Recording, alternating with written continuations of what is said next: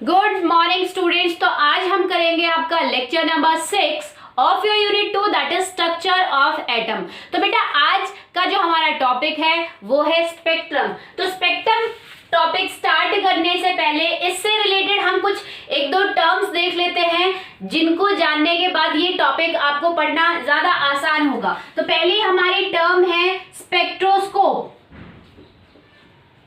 Spectroscope जैसे आप लोग देखते हो टेलीस्कोप, माइक्रोस्कोप, ठीक है। तो ये इंस्ट्रूमेंट्स होते हैं जिनको हम यूजुअली आप लैब्स में यूज करते हो, ठीक है। तो ऐसे ही स्पेक्ट्रोस्कोप भी आपका एक इंस्ट्रूमेंट है जो कि आपका किसके लिए यूज होता है। देखो, it is an instrument. Spectroscope is an instrument used to separate the radiation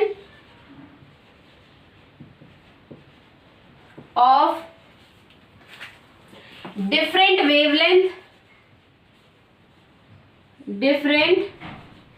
wavelength और फ्रीक्वेंसी, ठीक है बेटा। स्पेक्ट्रोस्कोप आपका एक ऐसा इंस्ट्रूमेंट है जो कि आपकी रेडिएशन, जो आपकी डिफरेंट वेवलेंथ की हमने रेडिएशंस पढ़ी थी, उनको सेपरेट करने में काम आता है। जैसे हम अगर बात करें आपकी, हमने इलेक्ट्रोमैग्नेटिक स्पेक्ट्रम पढ़ा था जिसमें आपने 8 टाइप की इलेक्ट्रोमैग्नेटिक रेडिएशंस के बारे में पढ़ा था। जैसे आपकी विजिबल हो गई, जैसे आपकी gamma rays, cosmic rays, microwave, UV rays, X rays. तो ये सारी रेडिएशन जो 8 टाइप की होती है, ये सारी रेडिएशन मिलके बनाती है इलेक्ट्रोमैग्नेटिक स्पेक्ट्रम, ठीक है, जिसमें आपकी रेडिएशन फ्रीक्वेंसी या वेवलेंथ के हिसाब से अरेंज की जाती है। तो उन्हीं रेडिएशन को अगर आपको सेपरेट करना है अकॉर्डिंग टू वेवलेंथ, अगर डिफरेंट वेवलेंथ की रेडिएशन को आपको सेपरेट करना है तो उस सेपरेशन के लिए हम आपका स्पेक्ट्रोस्कोप नाम का इंस्ट्रूमेंट यूज करते हैं। बेटा स्पेक्ट्रोस्कोप जो इंस्ट्रूमेंट होता है उसमें आपकी 2 चीजें होती है। पहला आपका प्रिज्म होता है, प्रिज्म जो कि आपका एक पिरामिडल शेप, ये ट्रायंगुलर नहीं होता, ये मैं आपको बोर्ड पे है इसलिए आपको ऐसा लग रहा है, इस टाइप का होता है ये। अगर जनरली स्ट्रक्चर देखी जाए तो इस टाइप से ये पिरामिडल शेप का होता है, ठीक है।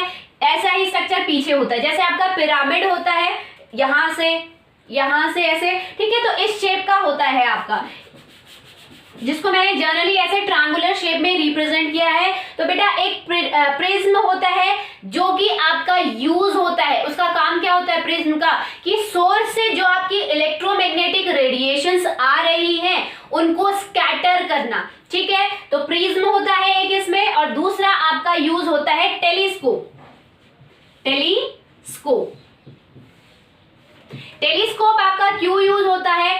To analyse the radiation emerge from prism से जो रेडिएशन स्कैटर होके, आपने सोर्स यहां यूज किया है, एक सोर्स ऑफ लाइट यूज किया है, तो सोर्स में से लाइट पहले प्रिज्म पे पड़ेगी। प्रिज्म क्या काम कर रहा है? स्कैटरिंग ऑफ लाइट, या हम कह सकते हैं डिस्पर्जन ऑफ लाइट कर रहा है। और ये डिस्पर्स लाइट या ये स्कैटर्ड लाइट को एनालाइज कौन कर रहा है, उसको टेस्ट कौन कर रहा है कि ये रेडिएशन किस की है, कौन कौन सी वेवलेंथ की, वो काम करता है आपका टेलीस्कोप, ठीक है बेटा। तो ये आपका पूरा सेटअप होता है स्पेक्ट्रोस्कोप का, ठीक है। अगर हम यहाँ पे टेलीस्कोप को रिप्लेस करके यहाँ पे हम कई बार आपकी फोटोग्राफिक प्लेट भी यूज करते हैं, इस टाइप से हम कई बार आपकी फोटोग्राफिक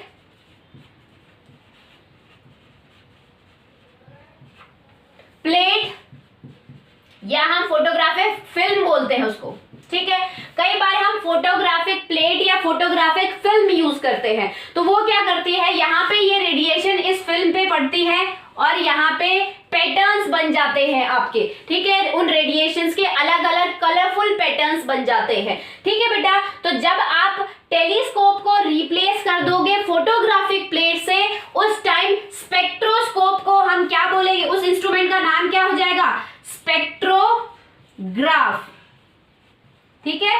इंस्ट्रूमेंट को हम बोलेंगे स्पेक्ट्रोग्राफ, क्योंकि वहां हम क्या कर रहे हैं, टेलीस्कोप की जगह फोटोग्राफिक, देखो ग्राफिक ग्राफ, ठीक है, फोटोग्राफिक प्लेट यूज कर रहे हैं लाइट को एनालाइज करने के लिए, इसीलिए हमने स्पेक्ट्रोस्कोपी का नाम चेंज कर दिया है स्पेक्ट्रोग्राफ। होते दोनों एक ही इंस्ट्रूमेंट है। यूजुअली हम फोटोग्राफिक प्लेट ही यूज करते हैं जनरली लेबोरेटरी लेवल्स पे, क्योंकि टेलीस्कोप हर जगह अवेलेबल इतना कॉमनली नहीं होता है। ठीक है बेटा, नेक्स्ट अगर हम बात करें आपकी, नेक्स्ट आपकी टर्म है दैट इज स्पेक्ट्रोग्राम।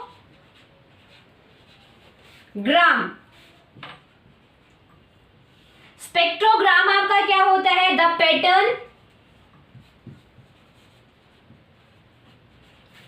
और photograph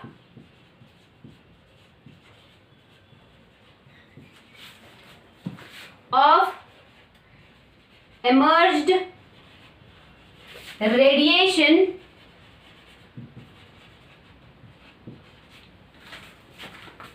recorded on the film or screen is known as spectrogram or spectrum of radiation।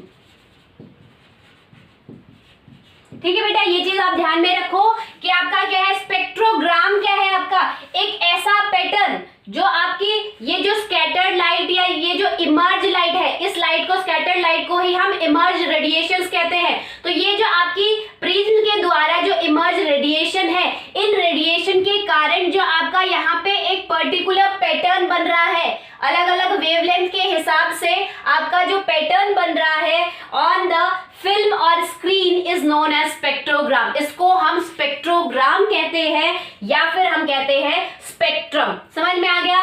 तो अगर हम डेली लाइफ से अगर हम एग्जाम्पल लेके स्पेक्ट्रम आप कहाँ देखते हो, तो बेटा आप लोगों ने सनलाइट देखी है कि बारिश जब होती है तो आपका क्या होता है, सनलाइट, बारिश जब होती है तो आपको जहां सन है उसके अपोजिट में, जहां आपका सन लोकेट कर रहा है जो पोजीशन है, उसके जस्ट अपोजिट में आपको रेनबो दिखता है। तो वो रेनबो एक्चुअली होता क्या है, ये सन की रेडिएशंस, क्योंकि बारिश हुई होती है तो क्या होता है, इस टाइप की आपकी वाटर ड्रॉपलेट्स एटमॉस्फेयर में होती है, जो कि आपका काम करती है टाइनी प्रिज्म का, छोटे से प्रिज्म का काम करती है, छोटे से प्रिज्म की तरह बिहेव करती है। ये आपकी क्या है, water droplet.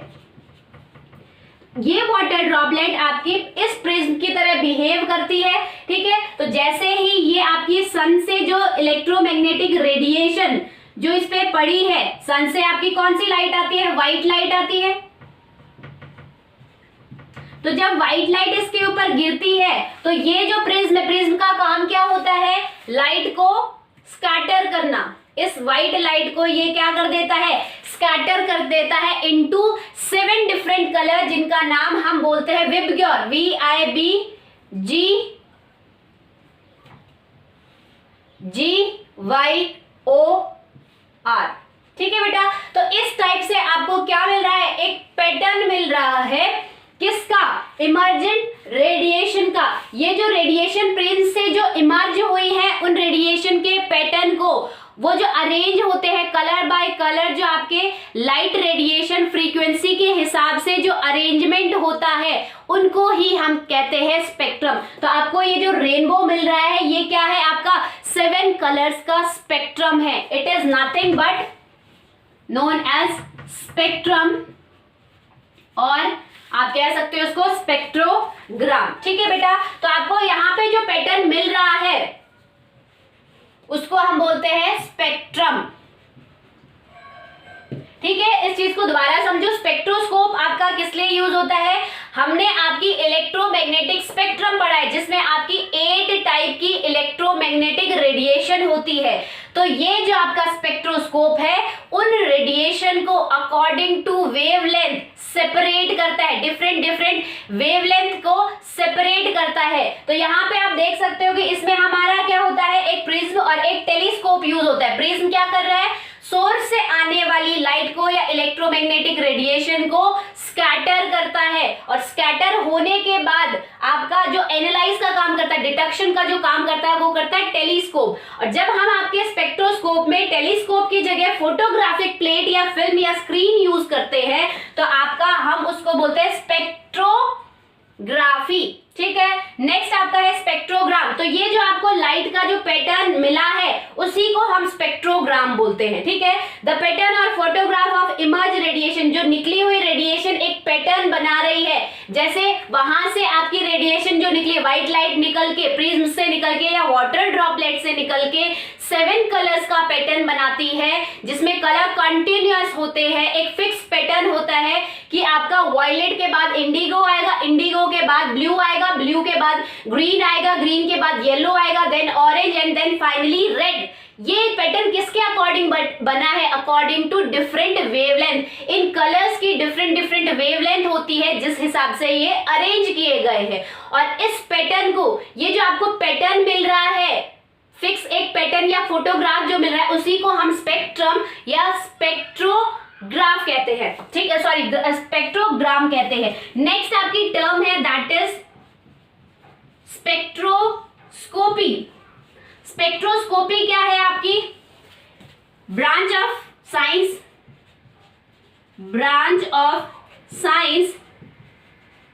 which deals with spectrum, जो कि स्पेक्ट्रम से डील करती है। ठीक है बेटा, तो उसको हम, उस ब्रांच को हम कहते हैं स्पेक्ट्रोस्कोपी। तो ये तो आपका स्पेक्ट्रम का जनरल इंट्रोडक्शन हो गया।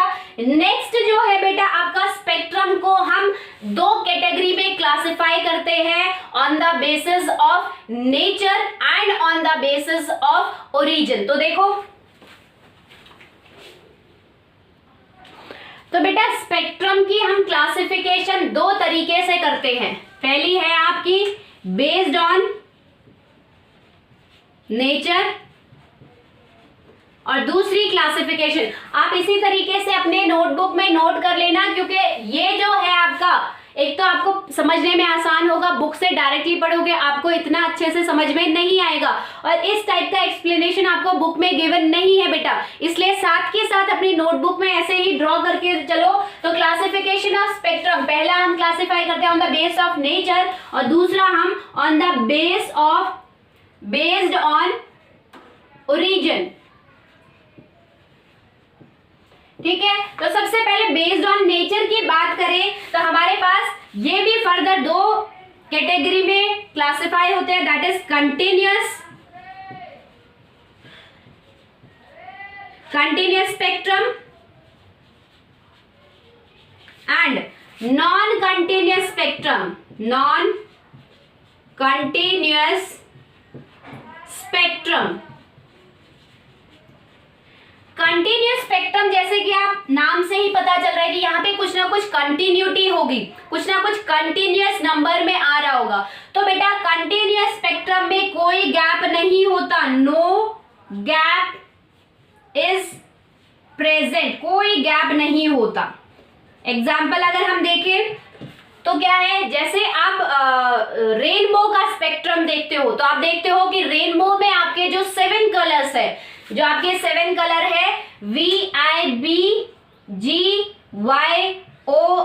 ये जो 7 कलर है क्या होते हैं बेटा, कंटिन्यूअस होते हैं, एक दूसरे के अंदर इमर्ज रहते हैं। मान लो इस टाइप से, जैसे पहले आपका वॉयलेट है, ठीक है, बिल्कुल इससे मिक्स में ही आपका दूसरा इंडिगो कलर होगा, इससे मिक्स में स्टार्ट होके फिर आपकी लेयर आ जाएगी किसकी, ब्लू की, देन अगेन आपकी ग्रीन की। ठीक है, तो ऐसे आपका स्पेक्ट्रम होता है। ठीक है, तो जो स्पेक्ट्रम आपका कंटिन्यूअस होता है, यानी कि जिसमें कोई गैप नहीं होता, जो स्पेक्ट्रम की रेडिएशन मर्ज रहती है, जो अलग अलग वेवलेंथ है आपकी रेडिएशन, लाइट की जो वेवलेंथ है, जैसे रेड की वेवलेंथ, वॉयलेट की वेवलेंथ, इंडिगो की वेवलेंथ, ब्लू की वेवलेंथ, ये एक दूसरे के साथ बिल्कुल कंटिन्यूअस फॉर्म में अरेंज रहती है, ठीक है। तो ऐसे स्पेक्ट्रम को हम कहते हैं आपका कंटिन्यूअस स्पेक्ट्रम, यानी कि इस स्पेक्ट्रम में आपका कोई गैप नहीं होता, कंटिन्यूअसली आपकी अलग अलग कलर की रेडिएशंस अरेंज होती है,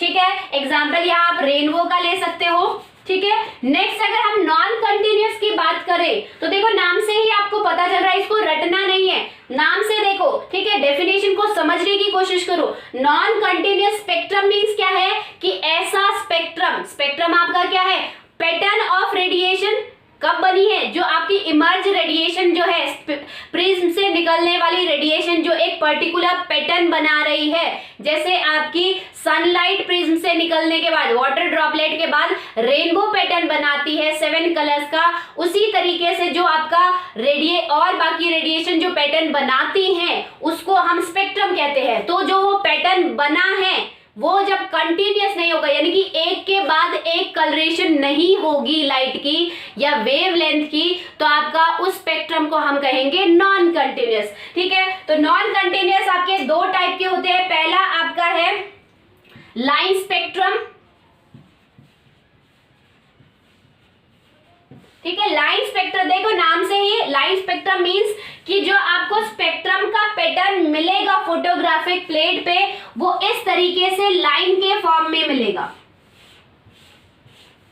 ठीक है। तो आप यहाँ पे देख रहे हो कि मैंने लाइन के बीच में क्या कर दिया, गैप कर दिया। मान लो ये आपकी फर्स्ट है, देन ये थर्ड, फिफ्थ, सेवेंथ, इस तरीके का होगा, यानी कि फर्स्ट आपकी line, then gap, then third line, then gap, then fifth line, then gap, then seventh line, ठीक है। तो यहाँ पे जो आपकी वेवलेंथ है वो क्या बना रही है, वो एक लाइन पैटर्न दे रही है आपको फोटोग्राफिक प्लेट पे। आपकी जो रेडिएशन है एक लाइन पैटर्न दे रही है, कलर्ड पैटर्न नहीं दे रही जैसा आपका रेनबो में मिल रहा था आपको, एक लाइन के फॉर्म में दे रही है। अलग अलग वेवलेंथ की जो रेडिएशन है अलग अलग लाइन बना रही है, ठीक है। और इन लाइन के बीच में आपका क्या होगा, कंटिन्यूअसली गैप होगा one after the other wavelength, ठीक है। दूसरी अगर हम बात करें, सेकंड है आपका बैंड स्पेक्ट्रम।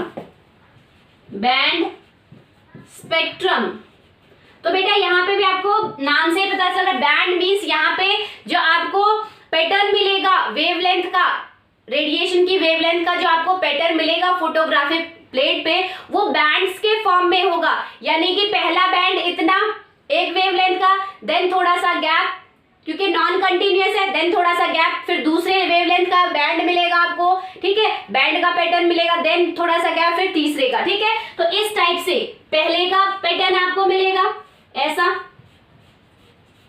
फिर दूसरा, बीच में देखो आप गैप दिख रहा है आपको, देन आपका नीचे तीसरा।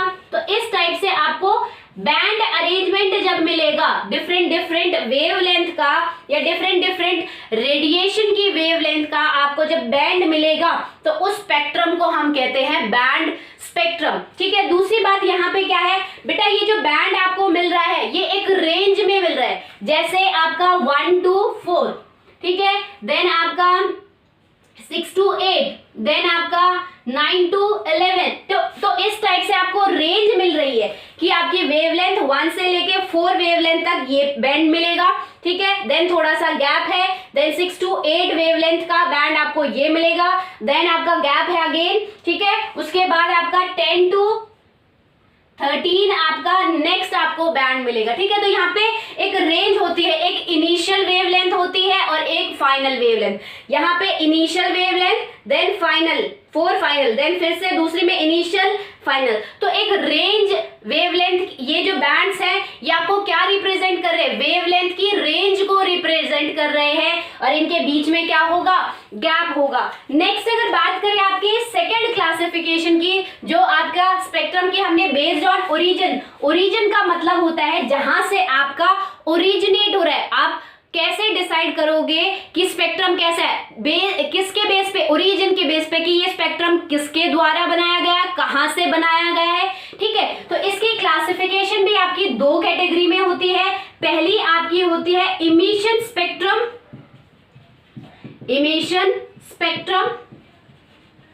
इमिशन मीन्स कि आपका कुछ ना कुछ इमिट हो रहा है, समथिंग इज इमिटेड, कुछ ना कुछ आपकी रेडिएशन जब बॉडी से बाहर निकल रही है, और जब स्पेक्ट्रम जो मिल रहा है आपको उसको हम इमिशन स्पेक्ट्रम बोलेंगे। ठीक है, that means emit something। Next आपका सेकंड है, यहां देखो एमिशन है तो सेकंड आपका क्या होगा, एब्जॉर्प्शन। ठीक है, तो एब्जॉर्प्शन स्पेक्ट्रम, नेक्स्ट आपका है एब्जॉर्प्शन स्पेक्ट्रम। एब्जॉर्प्शन स्पेक्ट्रम आपका क्या है, यानी कि यहाँ पे आपका कुछ ना कुछ आपका एब्जॉर्ब हुआ है, something is absorbed by the body, और जब आपका जो रिजल्टेंट स्पेक्ट्रम होता है वो आपका कहलाता है एब्जॉर्प्शन स्पेक्ट्रम। इन सभी स्पेक्ट्रम को हम ब्रीफली लेके चलेंगे। तो ये तो मैंने आपको एक आउटलाइन मैप बताया है कि स्पेक्ट्रम कितने टाइप का होता है। ठीक है, तो अब हम बिल्कुल आपका स्टार्टिंग से करते हैं, दैट इज आपका हम एक एक इमिशन सबसे पहले हम इमिशन स्पेक्ट्रम से लेके चलते हैं। ठीक है, तो चलो देखो, तो अगर हम सबसे पहले बात करते हैं इमिशन स्पेक्ट्रम की, तो इमिशन स्पेक्ट्रम आपका कब ऑब्टेन होता है, व्हेन रेडिएशन फ्रॉम, अब ये क्लासिफिकेशन आपका on the basis of origin था कि कहां से ओरिजिनेट हो रहा है ये स्पेक्ट्रम। ठीक है, तो इसको ध्यान से देखना है, व्हेन रेडिएशन फ्रॉम सोर्स, जब आपकी रेडिएशन किसी भी सोर्स से जनरेट की जाएगी, फॉर एग्जांपल सोर्स आपका हो सकता है सोर्स आपका हो सकता है सन। ठीक है, आइदर सन से, मतलब सोर्स ऑफ लाइट हम क्या यूज कर रहे हैं, क्या तो सन, या फिर आप कोई बल्ब यूज कर रहे हो। ठीक है, बल्ब से रेडिएशन कैसे प्रोड्यूस होती है, बल्ब जैसे अगर हम नॉर्मल बल्ब ले ले उसमें हाइड्रोजन गैस फिल होती है, तो बेटा जैसे ही आप हाई इलेक्ट्रिक करंट, आपकी इलेक्ट्रिक डिस्चार्ज जैसे ही बल्ब के अंदर जाता है तो क्या होता है, हाइड्रोजन गैस के जो एटम होते हैं वो क्या होते हैं, एक्साइटेड हो जाते हैं, इलेक्ट्रिक एनर्जी से एनर्जी गेन करके बहुत ज्यादा उनमें एनर्जी आ जाती है और वो एक्साइटेड हो जाते हैं, जंप कर जाते हैं, और जंप करके जब वो नीचे की तरफ आते हैं तो अपनी एनर्जी लूज करते हुए आते हैं, और वो एनर्जी आपको मिलती है in the form of light. ठीक है, तो इस बात को समझना है, जैसे इस टाइप का आपका बल्ब है। ठीक है, ये आपका बल्ब है, तो इसमें जब आप इलेक्ट्रिक करंट पास करते हो, ये आपकी हाइड्रोजन गैस यहाँ पे फिल है, इसके एटम्स फिल है, तो जैसे ही आपकी यहाँ high voltage electric current in atoms पे पड़ता है, इन एटम्स पे एनर्जी आ जाती है, एनर्जी आते ही ये जंप करना स्टार्ट कर देते हैं, और जंप करके जब ये वापस आते हैं तो वापस आते टाइम ये अपनी एनर्जी लूज करके, तभी तो रेस्ट में आएंगे, अपनी एनर्जी लूज करते हैं in the form of light. इसीलिए आपका बल्ब जब ये एनर्जी लूज करते हैं तो बल्ब आपका ग्लो करता है। ठीक है बेटा, तो अगर हम आपकी किसी बल्ब सोर्स से लाइट रेडिएशन यूज करें, या फिर आप कोई हीटिंग ऑब्जेक्ट, किसी भी हीटिंग ऑब्जेक्ट, यानी कि आप जब किसी ऑब्जेक्ट को हीट करते हो एट हाई टेम्परेचर, तो आपको पता है वो क्या बोलते हैं, उस ऑब्जेक्ट में से भी आपकी इलेक्ट्रोमैग्नेटिक रेडिएशन निकलती है जो कि आपकी लाइट और हीट को अपने साथ ट्रैवल कर मतलब लेके चलती है। ठीक है, ये चीज मैं आपको बता चुकी हूँ। तो जब आपकी रेडिएशन कहाँ से निकल रही हो, क्या तो आप सन से, बल्ब से या हीटिंग ऑब्जेक्ट से निकालो, और उसको आप क्या करो, पास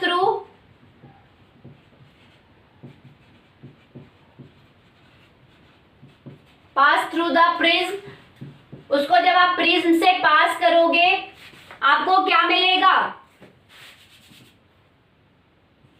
a continuous, pass through the prism, जब आप उसको प्रिज्म से पास करोगे तो आपको इमिशन स्पेक्ट्रम मिलेगा। Emission spectrum is obtained on the photographic film।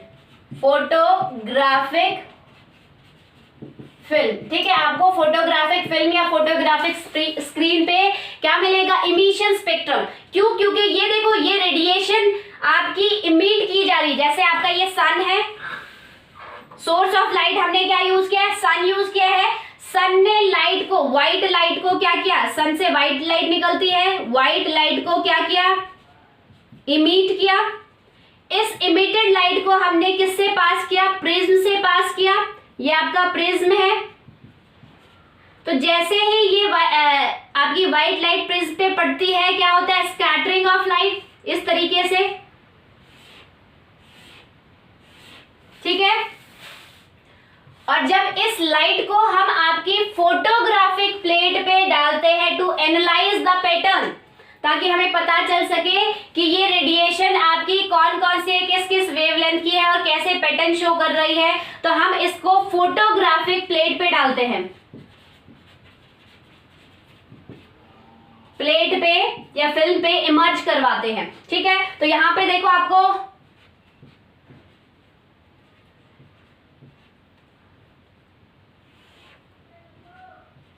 इस टाइप से आपको 7 कलर्स का पैटर्न मिलता है, ठीक है बेटा।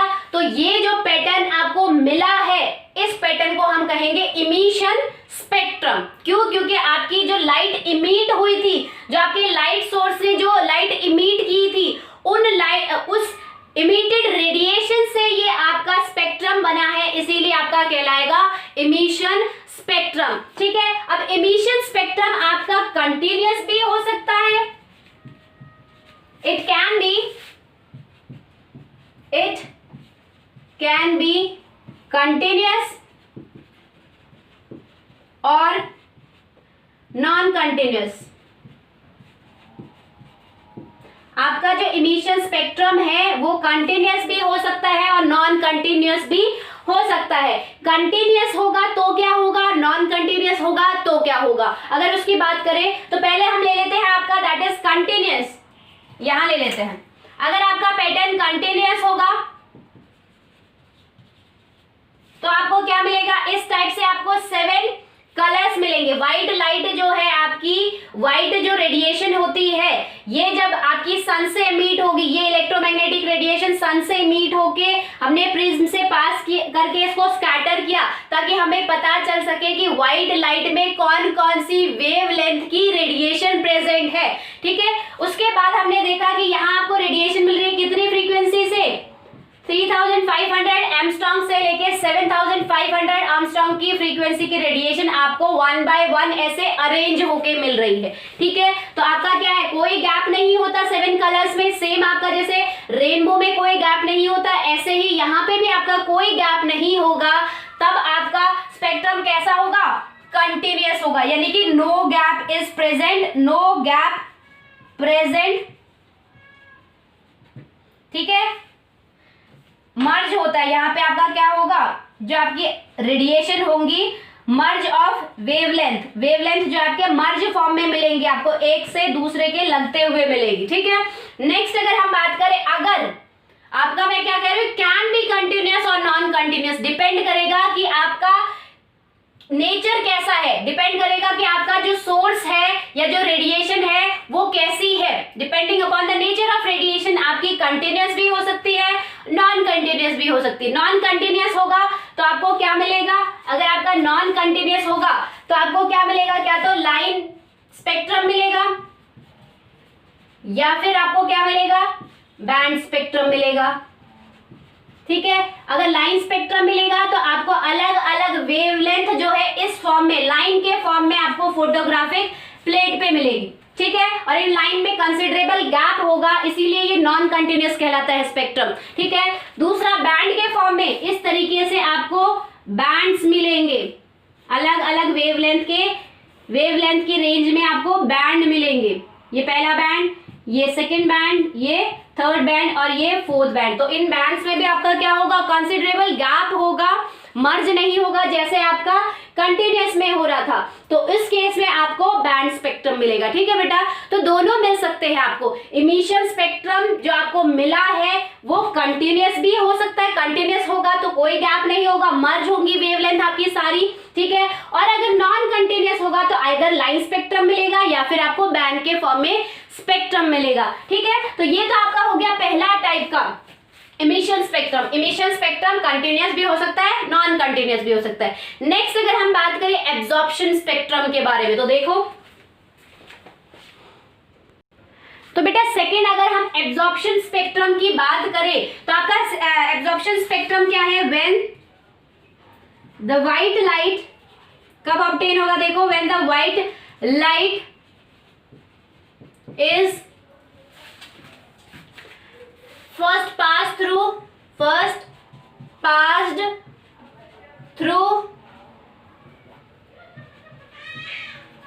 chemical substance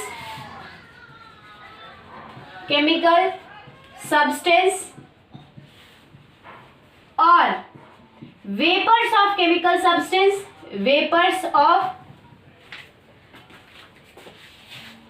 chemical substance,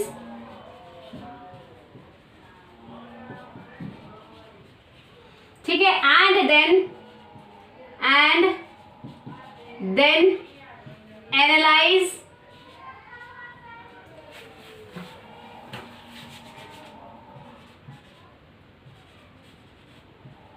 analyzed through prism, ठीक है, analyzed through prism, it is observed that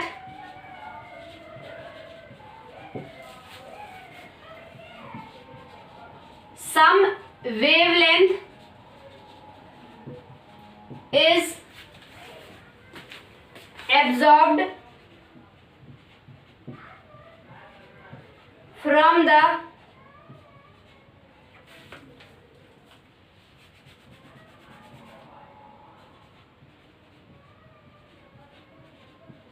continuous, या हम कह सकते हैं फ्रॉम द व्हाइट लाइट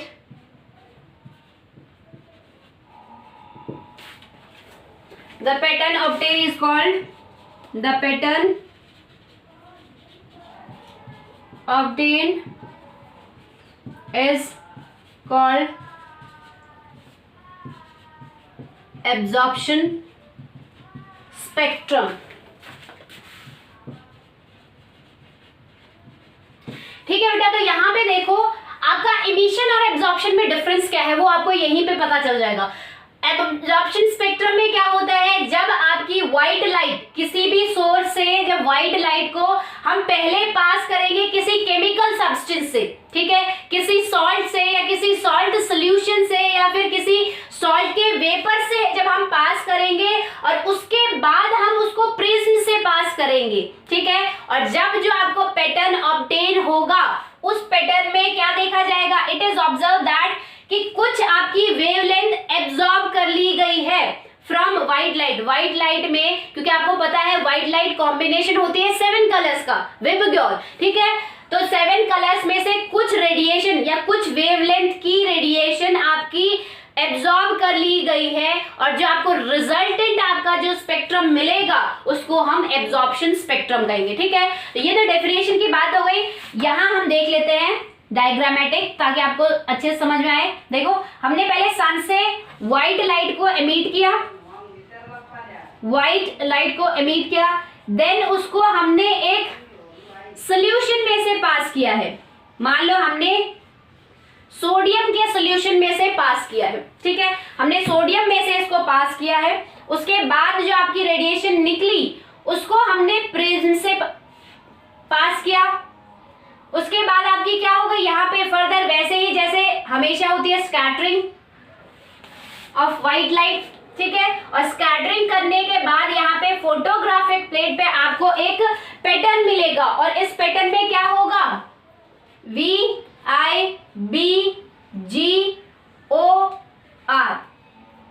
ये होगा, ठीक है। तो आप यहाँ पे देख सकते हो क्या है आपका, यहाँ पे एक कलर मिस है, कौन सा कलर, देखो येलो कलर मिस है और इस येलो कलर की जगह इस तरीके से एक डार्क लाइन आपको मिलेगी, डार्क स्पेस, इस तरीके से आपको डार्क स्पेस मिलेगी, ठीक है। तो यहां से आपको क्लियरली पता चल रहा है कि जो व्हाइट लाइट हमने Na में से, सोडियम में से जो पास की थी, सोडियम ने क्या कर लिया है, उसमें से आपकी येलो व्हाइट लाइट में क्या कॉम्बिनेशन है, 7 कलर्स का कॉम्बिनेशन होता है, 7 कलर की अलग अलग वेवलेंथ प्रेजेंट होती है, अलग अलग वेव्स होती है, ठीक है। तो उसमें से उसने येलो कलर को एब्जॉर्ब कर लिया है और बाकी आपको वैसा ही कंटिन्यूअस मिल गया है, बाकी कलर्स आपको सारे मिल गए, सिर्फ आपको येलो नहीं मिला और येलो की जगह आपको डार्क स्पॉट मिलेगा। और अगर इसको आप कंपेयर करो विबग्योर से तो यहाँ पे ये ऑब्जर्व किया गया कि यहाँ पे देखो सब कुछ है आपका बिल्कुल, बट येलो नहीं है, यानी कि जो कलर आपका एब्जॉर्ब कर लिया है आपके केमिकल सब्सटेंस ने वो आपकी फोटोग्राफिक प्लेट पे नहीं शो होगा, ठीक है। इसीलिए ये क्या कहलाएगा, आपका एब्जॉर्प्शन स्पेक्ट्रम। दैट मीन्स आपका एक कलर या दो कलर नॉर्मल व्हाइट लाइट में से जब कुछ एब्जॉर्ब हो जाए और एक या दो कलर आपके 7 कलर्स में से मिस हो तो जो आपका रिजल्टेंट स्पेक्ट्रम होता है उसको हम एब्जॉर्प्शन स्पेक्ट्रम कहते हैं, ठीक है बेटा। इसीलिए सोडियम जो है आपको येलो अपीयर दिखता है, क्यों? क्योंकि वहां पे वो येलो कलर को एब्जॉर्ब कर लेता है, ठीक है। इतनी बात समझ में आ गई, ठीक है। तो यहाँ पे देखो एब्जॉर्प्शन और आपका क्या बोलते हैं, अगर हम बात करें एब्जॉर्प्शन और इमिशन स्पेक्ट्रम में क्या डिफरेंस है। इमिशन में हम आपकी व्हाइट लाइट को डायरेक्टली प्रिज्म से पास करते हैं, डायरेक्ट हमें फोटोग्राफिक प्लेट पे आपका स्पेक्ट्रम मिलता है, वो कंटिन्यूअस भी हो सकता है, नॉन कंटिन्यूअस भी हो सकता है। कंटिन्यूअस होगा तो एक के अंदर एक वेवलेंथ इमर्ज होंगी, नॉन कंटिन्यूअस होगा तो क्या लाइन के फॉर्म में पैटर्न मिलेगा या फिर आपको बैंड्स के फॉर्म में मिलेगा। नेक्स्ट हमने एब्जॉर्प्शन स्पेक्ट्रम में क्या पढ़ा कि व्हाइट लाइट को डायरेक्टली प्रिज्म से पास नहीं करते, पहले हम एक केमिकल सब्सटेंस से पास करते हैं, देन हम प्रिज्म से पास करते हैं और उसके बाद आपको जो पैटर्न मिलता है उसमें आपकी एक या दो वेवलेंथ जो होती है मिस होती है, एक या दो कलर की वेवलेंथ आपकी मिस होती है। दैट मीन्स आपकी वो उस केमिकल सब्सटेंस ने उन वेवलेंथ को एब्जॉर्ब कर लिया है। तो ये जो आपका रिजल्टेंट स्पेक्ट्रम मिला इसको हम एब्जॉर्प्शन स्पेक्ट्रम कहते हैं, ठीक है। आई होप आज का कंसेप्ट आपको समझ में आया होगा, इसको अच्छे से अपनी नोटबुक में लिखना है। कोई डाउट हो तो आप मुझे कमेंट कर सकते हो। That's all for today, thank you.